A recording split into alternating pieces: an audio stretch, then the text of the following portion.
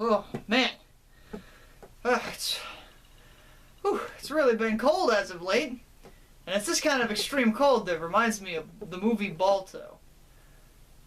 And I actually watched the film this time, and not just talking about what I think I know about it. So let's just jump right in. So the things I remembered most about this movie, and I'll use remembered very lightly because I could only really remember the main beats of the story. I couldn't really remember the specifics. I remember that Balto was an outcast. I remembered that he, at some point, wins a race to be on the dog sled team. I remember that he gets bullied a lot, and I remembered that, like, even though he won the race, the weird thing, I remembered the bad dog, stepped on his foot and made the other people go, we can't trust this one. I remembered that, and I was just I couldn't tell you where that happened in the movie, but I just remembered it happened somewhere. And then I also remembered that he did have to go out into the snow to rescue the dog sled team and actually bring the medicine back like he did in the real life story.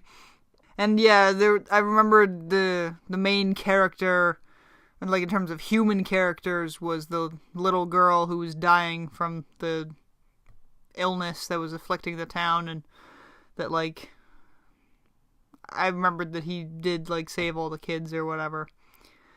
That's basically all I got in terms of what I could remember.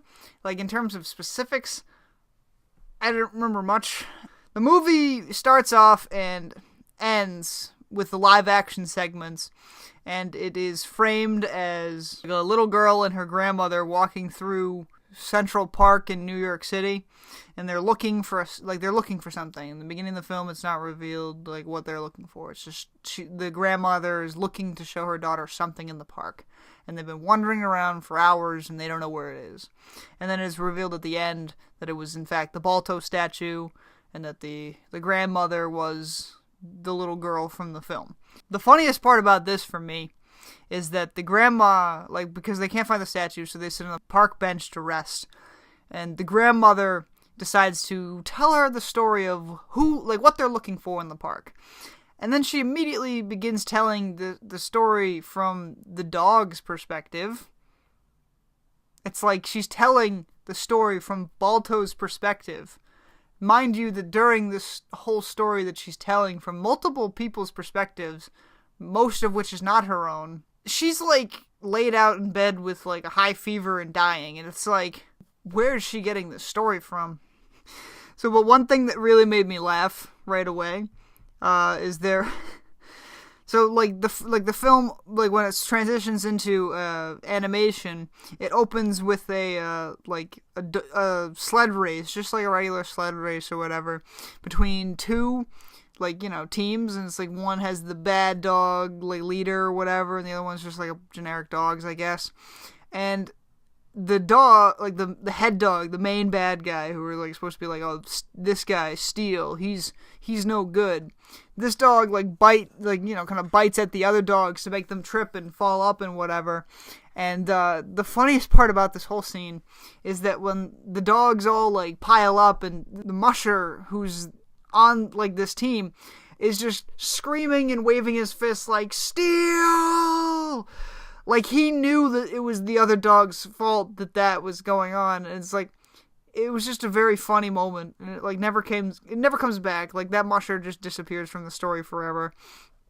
It was just very funny that this other musher was blaming the dog for something that only the audience would have known was the dog's fault. It's he wasn't yelling at the guy, the musher who was on Steele's team or whatever. No, he was specifically singling out the lead dog, in case you didn't know who the bad guy was for this movie. The first appearance of Balto, coming up and saving the little girl Rosie's musher hat that had fallen into had been blown into the track where the sled dogs were coming, and it was too dangerous to go get it, and Balto rushes in and saves it. She calls Balto by name. And then, everyone else throughout the movie continue to just know who Balto's name. And it's this is a stray dog. Did the entire town just band together and decide, like, yep, that's his name now. And Balto just being like, well, that's what the people call me. I guess I'm Balto now. It's like, I just have so many questions about that interaction. Like, how did this come about? So, the side characters in this movie are a lot more annoying than I remembered them being. In fact, I didn't remember most of the side characters that existed in this movie. Like, there are a couple, like the goose. I remembered the goose being funnier as a kid. Like, I had forgotten that, like, the goose was there, but then, like, when I saw him, I was like, oh yeah, the goose. And I remember him being so much funnier. He's not. At least not to me. And then there's, like, two polar bears that are, like, friends with Balto and the goose, and it's like, they're okay, and it's like, you know, wisely they're not in a lot of this movie, but, like, you know, the parts they're in, it just seems like, okay, these characters are okay.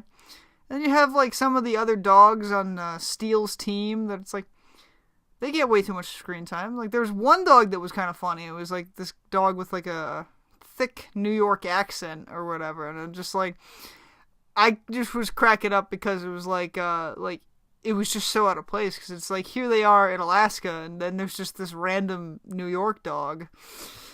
But it's like, that was the only part that was funny. Like, you know, he said some funny things, just generic New York isms, but like, that was it. Like, you know, he had a couple of one-liners that really made me laugh, but other than that, it just seemed like a lot of the side characters were very just distracting to the whole story. And I will say that, like, a lot of this story feels a lot more unfocused than how I remember it being. Like, I remember the story, I don't even know if I want to say I remember it being more focused, but, like, I just don't remember it being as distracted as before. Like, it seems like it's always bouncing around, and it's like there's no real cohesive narrative, and it's like, yeah, there's some main points, the ones I mentioned before, but it's like a lot of it just seems like it's all just like randomly spilling out. But the animation is still pretty good. I enjoyed the animation. So one trope that this movie does, that a lot of movies do, is that when people, especially kids, in movies, like, if they cough at all, like, just a little, I'm fine, they're dying, or they're going to be dead. It's like, there has never been a movie or a TV show or anything where a character has a little cough and then it turned out to be just a little cough. It's always like, oh, you know, that's Susie, she's got the most deadly disease in the world. So a bunch of stuff happens, and then right before Balto goes off to go and actually do what the actual dog Balto did, which was go and bring the medicine back, there's a little scene where he, like, you know, he's mulling it over, like, whether or not he actually wants to go out and into the storm to, like, try to bring back the medicine or whatever. And he sees the carpenter, like, making, like, something, and then it's revealed that they're little coffins, and it's like, oh no, the kids are gonna die, we gotta get out there. But it's a very sad scene, and it's like, oh yeah, that's a good motivator. But it's like, this is a dog. Well, how would a dog know what a coffin is? Dogs have no concept of burials. They wouldn't really see a coffin and think that was any different from any other, like, wooden boxes or crates that, like, were being made. I know it's, like, sad for, like, the human viewers, but it's like, you have to also remember that this is a dog. Steele is such a sore loser. He basically, like, tries to, like, just straight up murder Balto, and then when he fails and falls off a cliff, he's just like, you know what? Well, then you guys are never getting home. And it's like, dude, there's a bunch of dying kids who need that medicine. Put aside your petty squabbles and actually do what you were out there to do. This movie has a lot of really random symbology. Like, they really try to hammer in the, a dog couldn't do it, but you're not just a dog. You're a wolf dog. And it's like, okay, that's great and dandy.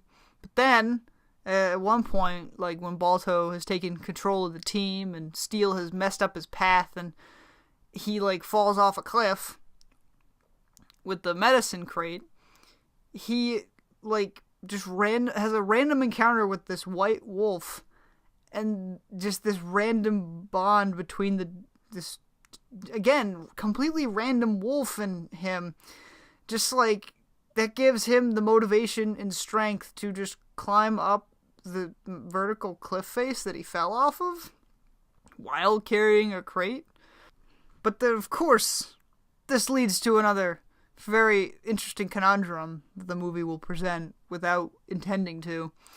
After Balto scales the cliff and, like, you know, that's pretty, like, okay, that's impossible. But then they put the blocks back on the sled. The box is retied to the sled. And that brings up very many questions. How did these dogs just retie this box to the sled?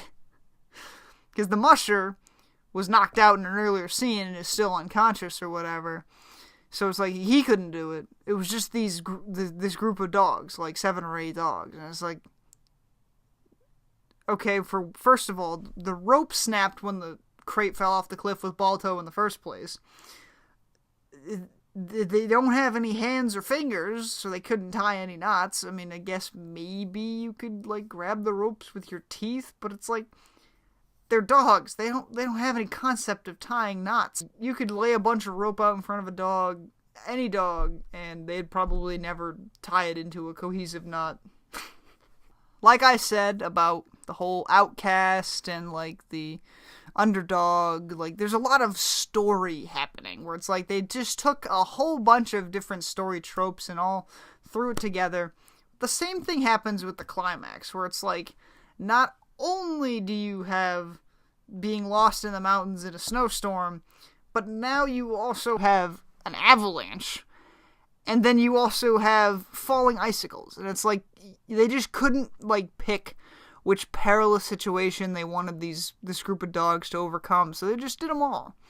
It was like, we get it, there's a lot of you gotta overcome here, but how much of an underdog do you really need? It's like, yes, he's rising to the occasion, but it's just becoming ridiculous at this point. Of course, everything works out fine in the end. You know, the kids are safe, Balto gets with Jenna and is a hero for the town. No one reacts at all when 2 polar bears just run up and hug Balto out of the blue. I mean, I know if my dog got hugged and kissed by polar bears, I'd just be like, yep, that's my dog. In conclusion, I do still find it as a really good movie. It's a feel-good movie, you know? It's like, it's one of those, it's kind of silly, it's kind of for younger kids, but it's like, it does make you feel good. It's like, yeah. Overall, I would definitely recommend this movie to anyone who hasn't seen it. So that was Balto. Definitely not what I remembered. It was and it wasn't. It was very, like, the side characters were more annoying this time around, but, like, I still enjoyed the main parts of the story, and it kind of had a lot of that late 90s, early 2000s edge to it of really casting Balto as this outcast, and that kind of felt like this rivalry between Balto and Steel. Just like, yeah, we needed a villain, but it's like, this really could have worked better as a man versus nature story, where it's like the only antagonistic force beside, like, is the illness and is the elements, and it's like, it's all about Balto overcoming his struggle rather than having to duke it out with this other dog, and it's like, that just adds a layer to this story that just doesn't need to be there. And it's like,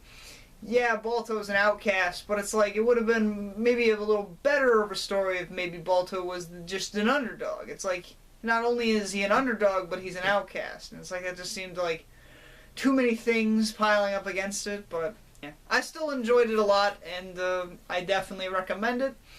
And I'll see you guys in the next video.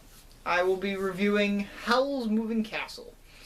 It's another Miyazaki film, and I've never seen this one. To the best of my knowledge, I don't know anything about it, so I look forward to reviewing that. I'll see you guys in the next one. Take care.